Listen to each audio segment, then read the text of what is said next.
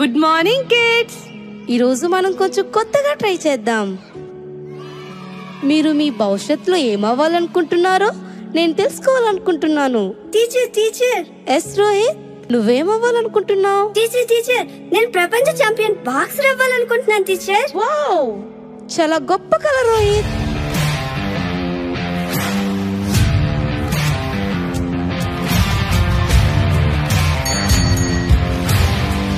Finish him, Rohit! And the 30th National Boxing Championship goes to the undefeated Rohit! రే రోహిత్, నువ్వు great రా. నీకన్నీ ఉన్నాయిరా. నువ్వు కోరింది డబ్బు, అమ్మాయిలు, ఫేమ్ అన్నీ ఉన్నాయిరా. నువ్వు లైఫ్ లో ఓడిపోవురా.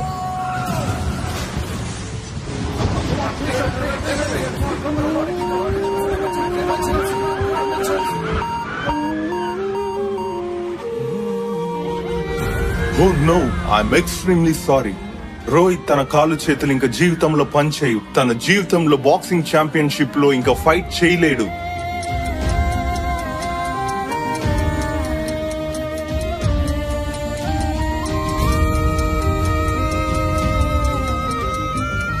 మన పార్టీలకి ఇంకా ఎవరు స్పాన్సర్ చేస్తారు? తను ఇంకా డబ్బు సంపాదించలేడు. ఇప్పుడు అతని జీవితం బ్రతికే కాదు, అతను ఇక మళ్ళీ లేచి నడవలేడు. నాకు ఇలాంటి బాయ్ ఫ్రెండ్ వద్దు. రోహిత్,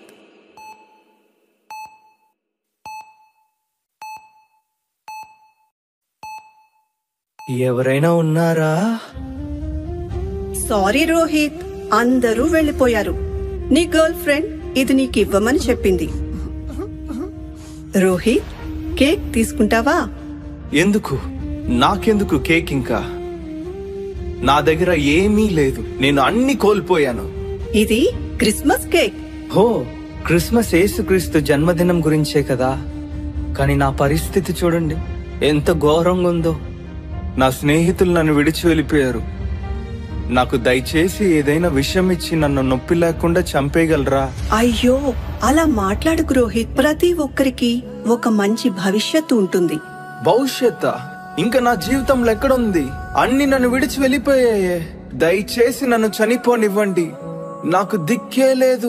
నేను చనిపోతేనే ఈ బాధ నేను మర్చిపోగలను. రోహిత్, చనిపోతే పరలోకానికి లేదా నరకానికి వెళ్తారు. పరలోకం అంటే దేవుడు ఉన్న చోటు. అక్కడ ఆయన నమ్మిన వాళ్ళందరూ ఉంటారు. పరలోకంలో కన్నీరు, బాధ, ఒంటరితనం, మోసం, అనారోగ్యం ఏవీ ఉండవు. అది చాలా సంతోషంగా ఉన్న చోటు. ఒకవేళ నువ్వు ఇలాగే ఆత్మహత్య చేసుకుంటే మరింత బాధాకరమైన నరకం అనే చోటుకి వెళ్తావు. భూమి కంటే నరకం అంత చెడ్డదా? అవును రోహిత్, ఎందుకంటే అది చెడు పనులు చేసే వాళ్ళందరికీ, అంటే పాపాలు, తప్పులు చేసే వాళ్ళ కోసం సిద్ధం చేసిన చోటు. అది చీకటి, ఒంటరితనం, నిరాశ మరియు నిరంతర నరకపు అగ్నితో నిండిపోయి ఉంటుంది. రోహిత్, వాస్తవానికి సూర్యుడిపైన నడుస్తున్నట్లే ఉంటుంది. పరలోకము నరకము నిజమా? దేవుడనేవాడు ఎవరు? ఒకవేళ నిజంగా దేవుడనేవాడు ఉంటే మనల్నెందుకు ఘోరమైన నరకానికి పంపిస్తాడు? మనిషి జీవితానికి మరణమే అంతమైతే నేనింక ఎందుకు బ్రతకడం? చనిపోవడం బెటర్ కదా. ఇప్పటికే నేను చాలా బాధను అనుభవిస్తున్నాను.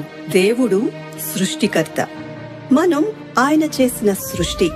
ప్రతి ఒక్కరి జీవితంలో ఎదగడం, చదవడం, పెళ్లి చేసుకోవడం, చివరికి మరణించడం, ఇవన్నీ జరుగుతాయి. అయితే మన అందరం పుట్టి చనిపోతే జీవితానికి అర్థమే ఉంటుంది. మనం తెలుసుకోవలసింది ఏంటంటే మరణం తర్వాత అస్సలైన జీవితం మొదలవుతుంది రోహిత్. మన భౌతిక శరీరం చనిపోయి మట్టిలో కలిసిపోతుంది, కానీ మన ఆత్మ ఎప్పటికీ చనిపోదు. అది నిత్యము పరలోకంలో, అంటే మోక్షంలో గాని లేకపోతే నిత్య నరకంలో ఉండాలి. చెప్పాలంటే అది మనుషుల కోసం అస్సలు చేయబడలేదు. దేవుడు మనకు మంచి మరియు చెడు ఎంచుకునే స్వేచ్ఛను ఇచ్చాడు. కాబట్టి మనం చెడుని ఎంచుకున్నప్పుడు అది మనల్ని నరకానికి తీసుకువెళ్తుంది. మనిషికి ఒకే జన్మ రోహిత్. మళ్ళీ మనిషి జంతువులాగా పుట్టడు.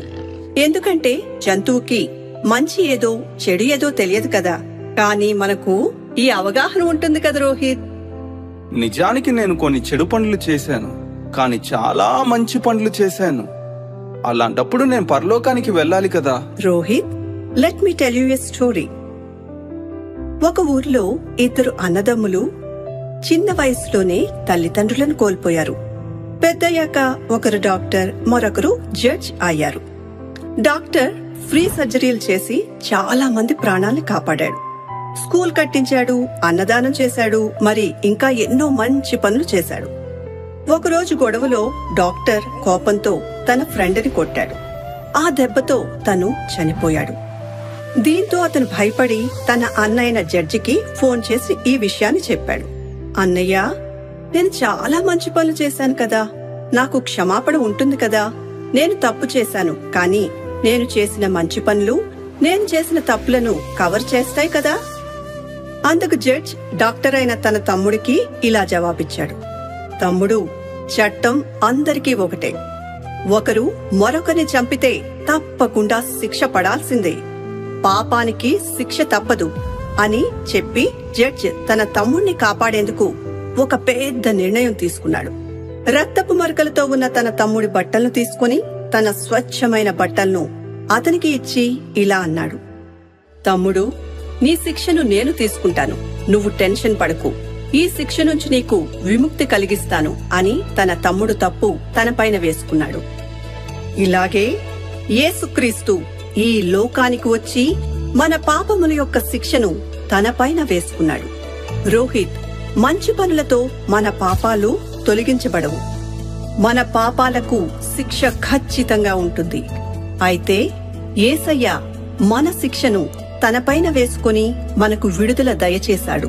దేవుడు మనల్ని ఎందుకు పాపం చేయడానికి అనుమతిస్తున్నాడు? ఆయన నిజంగా దేవుడైతే మనల్ని పాపం చేయకుండా ఆపాలి కదా. రోహిత్, దేవుడు మనల్ని తన స్వరూపంలో సృష్టించాడు. ఆయనకు స్వేచ్ఛ ఉన్నట్లే మనకు స్వేచ్ఛను ఇచ్చాడు. అంటే మంచి చెడులను ఎంచుకునే జ్ఞానాన్ని, నిర్ణయించుకునే స్వేచ్ఛను మనకే అప్పగించాడు. నాకు మరి ఒక ప్రశ్న ఉంది. ఎస్ రోహిత్. యేసు ప్రభువు 1000 సంవత్సరాల ముందు నా పాపాల కొరకు చనిపోయాడు కదా, మరి నేను ఇప్పుడు చేసిన పాపాలను ఎలాగ క్షమించగలడు? ఒక చిన్న ఉదాహరణ రోహిత్. గాంధీ గారు మరెందరో వీరులు దశాబ్దాల క్రిందట మన దేశ స్వాతంత్ర్యం కోసం ఎంతో పోరాడారు. అయితే వారు ఈ లోకంలో లేరు, కానీ వారు చేసిన పోరాటం వల్ల మనం ఇంకనూ ఆ స్వేచ్ఛను అనుభవిస్తున్నాం కదా. అదే విధంగా యేసుక్రీస్తు నీ పాపాల కొరకు ఆయన శిక్ష అనుభవించాడు. ఇది నువ్వు నమ్మినట్లయితే నీ పాపాలను కూడా క్షమించడానికి ఆయన సిద్ధంగా ఉన్నాడు. ఎందుకంటే యేసయ్య నిన్ను ఎంతో ప్రేమిస్తున్నాడు. ఎంత ప్రేమ అంటే రోహిత్, నీ శిక్షనంతా భరించేంత ప్రేమ. ఓ, ఇది ఎంత గొప్ప ప్రేమ! యేసు నాకు ఇంత గొప్ప ప్రేమ ఇచ్చాడని తెలుసుకోవడం నాకు చాలా ఆనందంగా ఉంది. అయితే రోహిత్, ఈ మాటలు నా వెంట చెప్తావా? ఓ, తప్పకుండా. యేసయ్యా, యేసయ్యా, నేను పాపిని. నా జీవితంలో నేను ఎన్నో తప్పులు చేశాను. నేను పాపిని. నా జీవితంలో నేనెన్నో తప్పులు చేశాను. నా పాపాన్ని క్షమించండి యేసయ్యా. నా పాపాన్ని క్షమించండి యేసయ్యా. నన్ను పవిత్రంగా మార్చండి యేసయ్యా. నన్ను పవిత్రంగా మార్చండి యేసయ్యా. నువ్వే నన్ను మార్చగలిగిన దేవుడవు. నువ్వే నన్ను మార్చగలిగిన దేవుడవు. మీరు నాలో నివసించి నేను ఎప్పటికీ ఆనందంగా జీవించినట్లు నాకు సహాయం చేయండి. ఎప్పటికీ ఆనందంగా జీవించినట్లు నాకు సహాయం చేయండి. యేసు నామములో ప్రార్థిస్తున్నాను తండ్రి, ఆమేన్. యేసు నామంలో ప్రార్థిస్తున్నాను, ఆమేన్. నేను చాలా సంతోషంగా ఉన్నా. నాలో ఉన్న బాధ, దుఃఖం, ఒంటరితనం, నిరాశ అన్ని నన్ను వదిలి వెళ్ళిపోయినట్టు నేను ఫీల్ అవుతున్నా. రోహిత్, నీకు ఈ విషయం తెలుసా? బైబిల్లో యేసయ్య చాలా మందిని స్వస్థపరిచాడు. అంతేకాదు, గుడ్డివారికి చూపును, చెవిటివారికి వినికిడిని, మూగవారిని మాట్లాడేలాగా చేశాడు. నువ్వు ప్రార్థిస్తే నిన్ను కూడా బాగు చేస్తాడు రోహిత్. ఖచ్చితంగా నేను ప్రార్థన చేస్తాను. ప్రియమైన యేసయ్య, నా అనారోగ్యంలో నుంచి నన్ను విడిపించు. నాకు ఒక మంచి ఆరోగ్యం దయచేయి. నాకు ఒక మంచి స్నేహితులను దయచేయి. నన్ను ప్రేమించే స్నేహితులుగా నా జీవితంలోకి నీవు పంపించు. నాకు ఒక మంచి విజయవంతమైన జీవితాన్ని మీరు నాకు దయచేయండి. యేసు పరిశుద్ధ నామంలో ప్రార్థిస్తున్నాను తండ్రి, ఆమేన్.